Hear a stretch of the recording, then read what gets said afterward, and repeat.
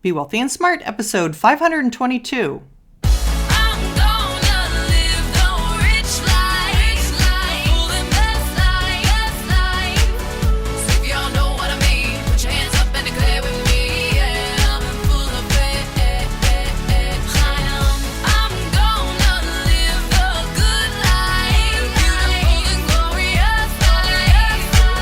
Step into a world of wealth and financial freedom without budgets, boredom, or bosses on Be Wealthy and Smart. And now, here's your host, Linda P. Jones. Welcome to Be Wealthy and Smart. I'm Linda P. Jones, America's Wealth Mentor, empowering women and men worldwide to financial freedom. On today's show, we're going to continue on with our best performing ETFs year to date.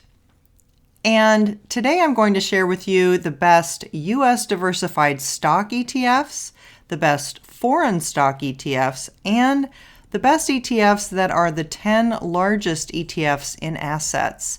And I'll be talking a little bit about some things from time to time as we go through these. Now, keep in mind, this is just through January 30th of 2019, and we have some interesting results for our US Diversified Stock ETF performers.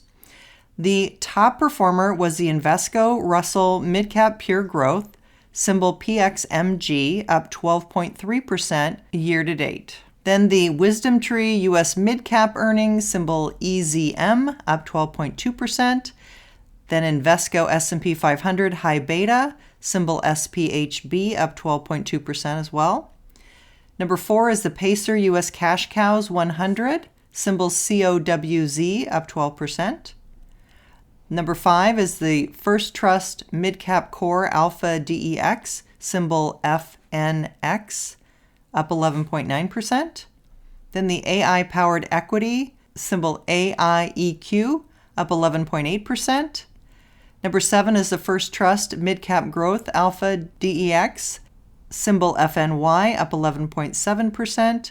Number 8 was the Wisdom Tree US Small Cap Earnings, symbol EES, like Sam, up 11.6%. Number 9 is the MFAM Small Cap Growth, symbol MFMS, up 11.5% year to date. And number 10 is the Vanguard Small Cap Growth, symbol VBK, up 11.4% year to date. So that rounds out the top 10 US diversified stock funds.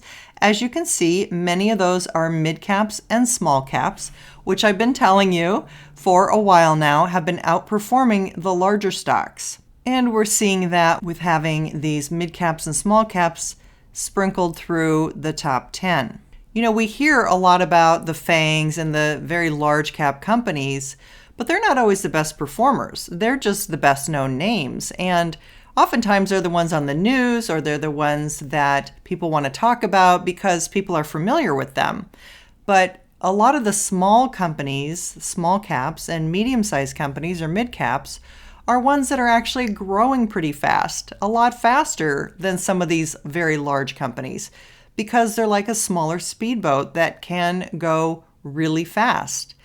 And they have a lot more growth potential ahead of them. Whereas a company that's already a $1 trillion company or a $100 billion company can't grow as fast as some of these smaller companies that we can see with amazing growth rates.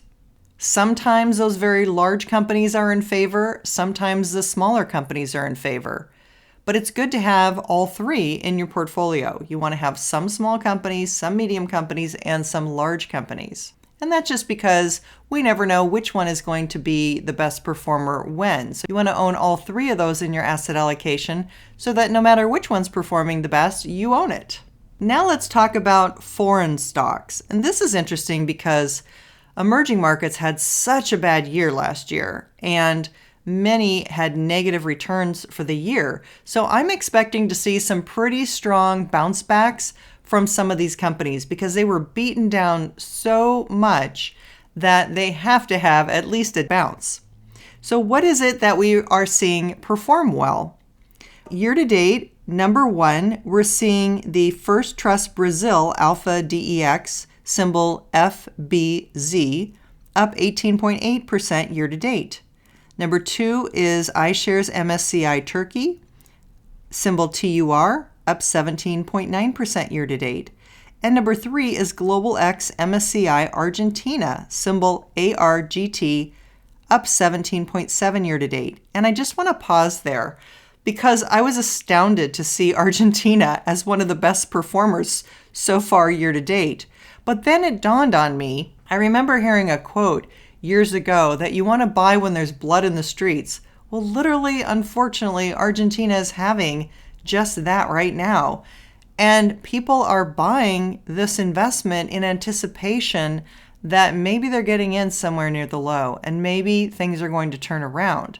I'm not recommending that you do that. It just seems so odd to me that this would be one of the best performers. And then I realized, oh, well, if you buy when it's maximum pessimism, when people are literally flooding the streets in protest, which they were today, as I record this, maybe people are anticipating that things can get better. We wish the best for the people of Argentina, and we hope that it all works out for them. I think it's difficult at this point to make that prediction that everything's going to be okay and that it's time to invest. But I just wanted to share with you that piece of investment advice from Bernard Baruch, a very famous investor, I believe back in the 1920s or 30s. So let's continue on. Number 4 of the foreign stock ETFs year to date was the iShares MSCI Brazil Capped, symbol EWZ, up 16.8% year to date. Number 5 was the iShares MSCI Brazil Small Cap, symbol EWZS, up 16.3% year to date. Number 6 was the iShares MSCI Russia Capped, symbol ERUS, up 14.4% year to date. Number 7 was the Global X MSCI Colombia ETF, symbol GXG, up 14.2% year to date. Number 8 was the iShares MSCI South Africa ETF, symbol EZA, up 13.7% year to date. Number 9, the Crane Shares CSI China Internet, symbol KWEB, up 13.7 year to date. And number 10, JP Morgan Beta Builders Canada, symbol BBCA, up 13% year to date. That rounds out our top 10 foreign stock ETFs for 2019. Some really interesting countries in there. We are given the top 20 from Investors Business Daily, and I will post this in the show notes so you can see who the next 20 ETFs are that performed well. Many of those countries are duplicates, just other ETFs that offer the same countries that might have a little bit higher expense ratio and so didn't have as good a performance as the top 10 that I read to you. Now let's talk about the top 10 largest ETFs in terms of assets. And this might be interesting to you because you might have this in your 401k or your 403b or other employer-offered plan. That's how these get so enormous a lot of times, is because they are offered through employer plans. So a lot of people are investing in the same ETFs. So for this list, it only gives us the 10 largest ETFs by assets, and then it tells us how they performed, and it ranks them 1 through 10 of these largest ETFs. So for example, the number 1 performer year to date is the iShares Core MSCI Emerging Markets ETF, symbol IEMG, up 8.9% year to date. And again, I just was commenting on how emerging markets were so beaten down last year. That just shows you why you don't want to sell when some asset class is having a bad year, because it's very likely to be the asset class that bounces and has a good year the following year. So you want to keep those emerging market asset allocations in your portfolio. You want to keep those international allocations in your portfolio. Even if the US was the strongest performing market, you still want to have those international sectors in there. Number 2, the Vanguard FTSE Emerging Markets, symbol VWO, up 8.5% year to date. Number 3 was the Vanguard Total Stock Market, symbol VTI. A lot of people own that one, I know. That is very, very common. Up 7.6% year to date. The Vanguard FTSE Developed Markets ETF, symbol VEA, up 7.4% year to date. The Invesco QQQ Trust, symbol QQQ, up 7.4%. That is the technology ETF that invests in the largest technology companies. So that will often swing a lot more dramatically than the market because it tends to have a higher beta. It just means that if the stock market goes up 1%, it might go up 1.5%. And conversely, if the stock market goes down 1%, if it has a beta of 1.5, it'll go down 1.5%. Typically, that QQQ will have more volatility than the general market. Number 6 of the 10 largest ETFs by assets was the Spider S&P 500, SPY, up 7.1%. So that is our S&P 500 ETF, so that we're measuring all performance against that. So everything I already said to you has outperformed the S&P 500. And then the next 4 that I'm going to give you performed a little less well than that. Number 7 is the Vanguard S&P 500, symbol VOO, up 7% year to date. Number 8 was the iShares Core S&P 500, symbol IVV, up 7% year to date as well. Number 9, the iShares MSCI EFA, symbol EFA, up 6.6% year to date. And finally, number 10 is the iShares Core US Aggregate Bond ETF, symbol AGG, up 0.6% year to date. So just to point out something on that number 10 largest ETFs, the iShares Core US Aggregate Bond Fund, it is the only bond ETF of everything that I've mentioned. Typically, bonds don't perform as well as stocks do. Unless the market's declining, then the bonds often outperform the stocks. It was only slightly positive with a 0.6% return, so really lagging everything else that I've given you.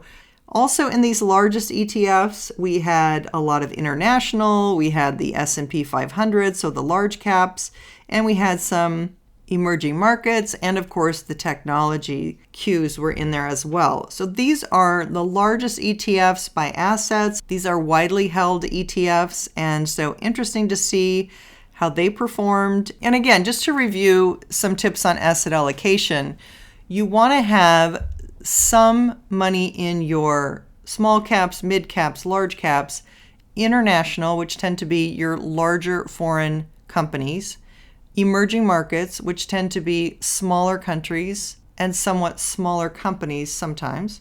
And depending on your age, you might want to have some bonds in your portfolio, some real estate REITs, and then there's a sector where you can have some optional things in there. And that's where we put in things like precious metals and cannabis stocks.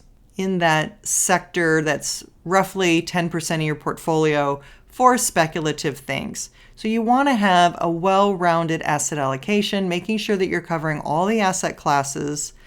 And then you have a little bit of a free zone that you can put your wild cards in. So it's kind of like a bingo card where you play blackout bingo and you want to have your marker on every single sector that I just mentioned.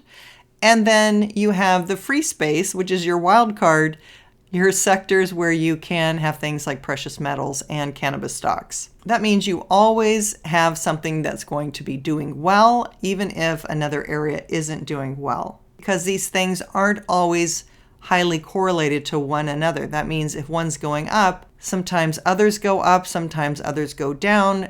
They aren't perfectly correlated, and you don't want them to be. One thing that's been really great to see is the precious metals and mining companies have been going up when the market goes down. Now, it's more highly correlated to the US dollar, so it doesn't really generally move up when the market moves down necessarily, but it has been working out that way, that when the market moved down, the precious metals went up. So it was nice to have in the portfolio because it sort of was a cushion to the portfolio when the market went down. As you know, in the fourth quarter, we had this spectacular performance in the mining ETFs, and we had terrible performance in the broader market. And that's the whole point of being diversified, is you want to have some things that can perform well when other things aren't. It doesn't always work that way. Sometimes things move pretty much in lockstep, and if it gets to be a big enough panic, well, people will just throw the towel in on everything and go to cash, and nothing will really do that well, except maybe some bond funds or just being in cash. But back in 2007, during that decline, we did have people rush to the precious metals as a safe haven. So again, you want to have a broad asset allocation and own all of these different asset classes so that you can participate in the sectors that are doing well. And even if you own some sectors that aren't doing well, they might be the next sectors to rebound strongly, just like we're seeing with the emerging markets right now. If you are looking to make some great strides in your personal finances, check out my book, You're Already a Wealth Heiress, Now Think and Act Like One, 6 Practical Steps to Make It a Reality Now. And I'm getting great reviews from the men. They're loving it too. Of course, all of the information applies to men as well as women. And I'm hearing people say that if you love Linda's podcast, you are going to absolutely be ecstatic over her book. So check it out on Amazon or on Amazon UK if you're outside the US, and in your local bookstores. If we haven't already connected on Instagram, get your daily wealth tips at instagram.com/Linda P. Jones. And don't forget, we have the review contest still going on till the end of March. You have the ability to win 25 prizes, 11 of my Wealthy Mindset Blueprint audios valued at $197, 11 of my Wealth Heiress books, personalized however you like, and 3 people will get a 30-minute wealth mentoring session with me valued at $500. All you have to do is rate and review the podcast on iTunes, and you'll have your name put in the hat 5 times. If you leave a book review on Amazon, you'll have your name in the hat 7 times. And if you do both, you'll have your name entered into the drawing 10 times. And if you haven't yet completed the Be Wealthy and Smart podcast survey, it's in the show notes. It asks you 10 quick questions, what you think about the podcast, gives me some information about you and the audience so I can tailor make podcasts better for you. And it gives you an opportunity to give me some suggestions or tell me what you're struggling with that I can help you with more. That's all for today. Until next time, live the good life and be wealthy and smart. Thank you for listening to Be Wealthy and Smart with Linda P. Jones. Share the wealth and tell your family and friends about the show. Check out our website, blog, and social media for more riches at www.bewealthyandsmart.com.